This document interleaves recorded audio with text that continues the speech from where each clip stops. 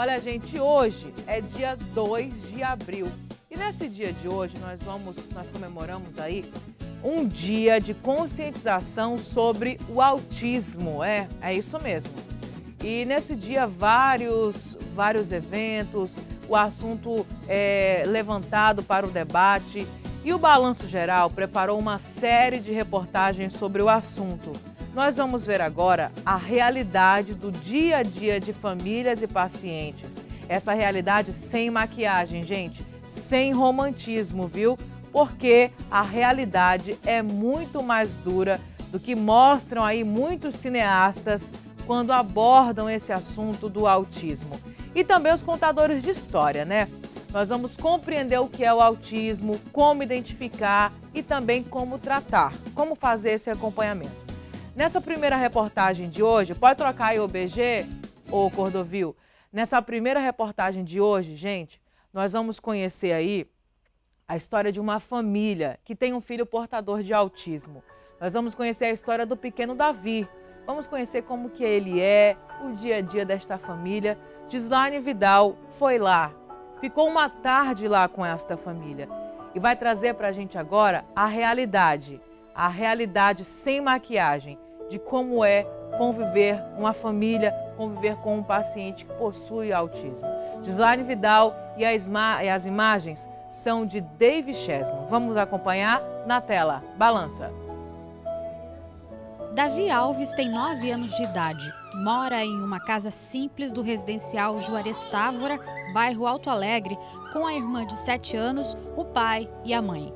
Davi gosta de desenho animado, como toda criança, e de tempo em tempo se apega a coisas incomuns ao mundo infantil, como, por exemplo, cartões e crachás. Durante nossa visita à casa dele, foi o crachá do cinegrafista David Chesman que chamou a atenção do garoto. Ele entrelaçou o objeto ao pescoço e não largou mais.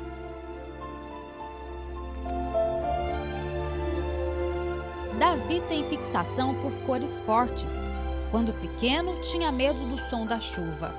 Só que o menino também tem outras atitudes que diferem das demais crianças. Os movimentos estereotipados ou repetitivos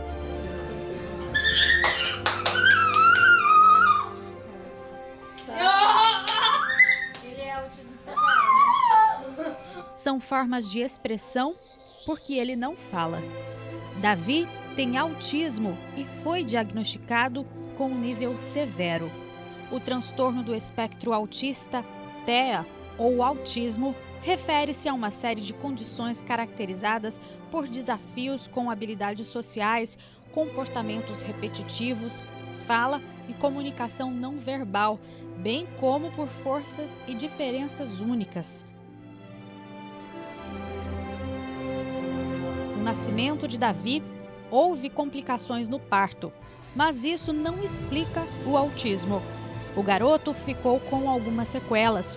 Por ter passado da hora de nascer, o menino chegou a perder temporariamente os movimentos e, inclusive, as cordas vocais foram afetadas.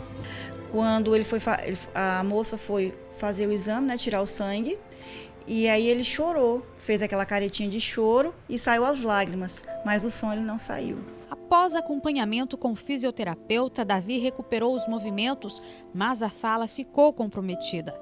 O desenvolvimento do menino era de acordo com a idade e não preocupava a família. Com 2 anos de idade, alguns comportamentos chamaram a atenção. O sinal forte que eu percebi mesmo foi quando eu chamava pelo nome, ele não atendia. Né? E aí todo mundo achava, esse menino não ouve, ele tem problema de audição. Aí eu falava pertinho dele, Davi, Davi, mas ele não atendia, ele ficava com o objeto dele. Outra coisa, eu também percebi que ele não brincava, ele pegava o carrinho dele, ele não fazia igual as outras crianças, né? Andava com o carrinho, ele pegava a roda e começava a ficar. Quando eu não rodava, pegava a roda, né? Ele ficava olhando para o carrinho. Quando ele não tinha nenhum objeto, ele pegava a mão, esticava e ficava assim, olhando, ó, horas e horas, só assim, olhando. Eu digo, tem alguma coisa diferente. Na época, segundo a mãe do garoto, o diagnóstico com o neuropediatra era feito fora do estado e a família não tinha condições de fazer o acompanhamento. Davi tinha 4 anos quando um especialista passou a atender em Rio Branco e, nesse momento, foi detectado o autismo. Após a experiência com as complicações na hora do parto, aceitar o laudo médico foi um dos momentos mais traumáticos para a família. Toda mulher quer ser mãe, né? E a gente vai, quando vai ter um filho, vai para a maternidade, quer voltar no outro dia, tudo bem. Para mim foi diferente, né? Então foi um choque. Eu não aceitava. Outras pessoas também diziam, não, esse menino não é normal, tem alguma coisa diferente nele. E eu ficava com raiva, eu não aceitava, eu não conhecia, né? Então quando eu passei a conhecer, foi que aí eu também fui aceitar, mas até então eu achava que as pessoas que tinham problema, não ele, eu não aceitava. No começo foi difícil, né? Porque a gente não sabia qual era o problema real dele, né? No começo, né? Mas aí a gente foi se informando, né? Com os redes públicos, médicos, com as coisas sobre isso aí, fazer exame, atrás dos exames, pra gente ver o que aconteceu, né? Com ele. A gente foi descobrindo aí, beleza, a gente foi cuidando, né? Entender o que o filho tinha e como poderia ajudá-lo passou a ser a obstinação de Aldilene. A mãe do Davi é professora e depois que ela recebeu o diagnóstico, também percebeu a necessidade de cuidar do filho com mais especialização, por assim dizer. E nesse momento, ela inclusive está estudando aqui e ela se tornou mediadora. Ela fez um concurso público, passou e hoje, além de cuidar do filho com as técnicas da educação, ela também ajuda uma outra criança em uma escola pública. Como que está sendo essa experiência para você, Aldilene? Para mim está sendo enriquecedora, né? Porque a gente sabe que o autismo aí tem suas variedades, né? E no meu caso, assim, eu estou conhecendo a outra criança, o outro comportamento dela, aprendendo como trabalhar ela na escola, né? E pego alguma dessas experiências aqui para casa também, no caso dele. Agora, em relação à atenção ao Davi, né? O que mudou? Você aprendendo essas técnicas, sendo mediadora, o que mudou? E qual a orientação que você dá também para as mães que de repente têm uma criança em casa assim? Olha, o que mudou, e é bem perceptível que eu vejo assim, é a questão da autoconfiança, né? Então eu aprendi isso, não, eu sei que aquele que está precisando dessa atividade, eu vou lá, vou tentar ensinar. Por exemplo, ele não sabe ir ao banheiro só, mas aí eu fui com a orientação, fui imprimindo imagens, fui mostrando para ele, com que ele pudesse ler as imagens, tentar se comunicar, né? Fazer com que ele coma sozinho, porque até então ele não comia, né? Então fui fazendo isso com mais autonomia, porque antes eu tinha um certo receio, tinha medo, né? E hoje eu já faço isso com mais firmeza, já não tenho mais medo. Aldilene fez especialização em neuropsicologia e educação especial. Conclui este ano as 2 pós. O pai apoia a esposa e assim a família supera todos os dias as dificuldades. Não é fácil não, a gente fica com ele aqui, não que ele seja um atrapalho na vida da gente, né? Mas é um aprendizado, né? Todo dia que a gente fica com ele e ele aprendendo com a gente. E é assim, uma semana, levo ele para aula, quando minha esposa não fica, eu fico. Então é assim, não é fácil, né? Cuidar de criança autista hoje tem que ter muita paciência. A forma como Davi expressa emoções em público pode parecer estranho e reprovável. Ele grita, não para de se mexer e bate bastante com as mãos.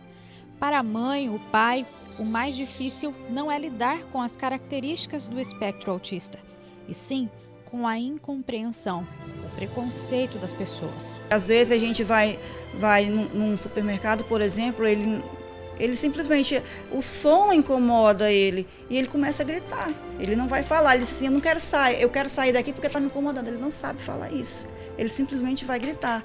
E muitas pessoas veem os gritos, é malcriação, e não é. Gente que é pai, a gente sabe como é que é a situação. Nós também não sabíamos, mas a gente tem que procurar conhecer. Então é importante, eu acho assim, importante essa questão das pessoas, antes de falar, ela precisa conhecer. Quanto às frutas, ele só aceita laranja e abacate. Na alimentação estão excluídos doces e alimentos ultraprocessados, que, segundo os médicos, podem deixar o menino ainda mais agitado. Além dos alimentos, a família não descuida dos remédios. Os principais custam, em média, R$ 200 por mês. A rede pública oferece um deles, mas há meses está em falta nos postos de saúde. E falando na saúde do Davi, os pais já fizeram uma verdadeira peregrinação em órgãos públicos e instituições para conseguir o tratamento multidisciplinar de que ele precisa. Mas até agora, nada. Estou correndo atrás, não só eu, como outras mães também, que estão correndo atrás, que exigem, porque tem resultado as terapias, né?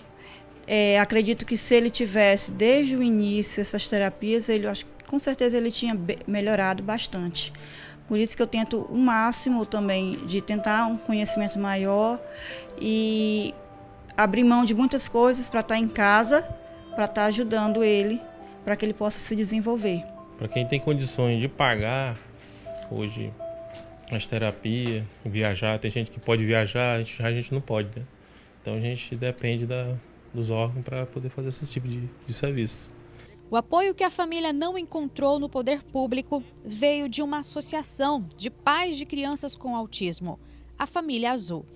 Mas esse é tema de outra reportagem da nossa série especial.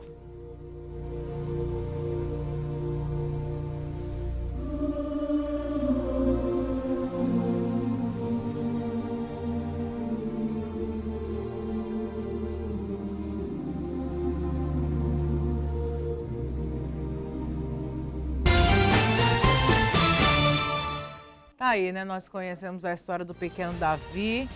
Parabenizar aí a mãe Aldilene e ao papai que conseguiram evoluir, né? Quando de repente apareceu o problema, conseguiram aí evoluir e hoje tem uma outra visão sobre a criação do filho, sobre essa questão dessa síndrome. E amanhã, gente, amanhã você vai conferir muito mais informações sobre o autismo. Nós temos ainda abordagens aí sobre a Família Azul, nós conversamos com uma médica também e nós vamos também falar sobre os tratamentos disponíveis na rede pública, se é difícil, se não é difícil, como que é a situação. Tudo isso durante esta semana, nessa série de reportagens especiais produzidas aí pela nossa repórter Gislaine Vidal, com muito carinho, né, com muita atenção aí, com muito amor, produzindo esse material aqui especialmente para o Balanço Geral. E hoje, gente, especialmente às 8 horas da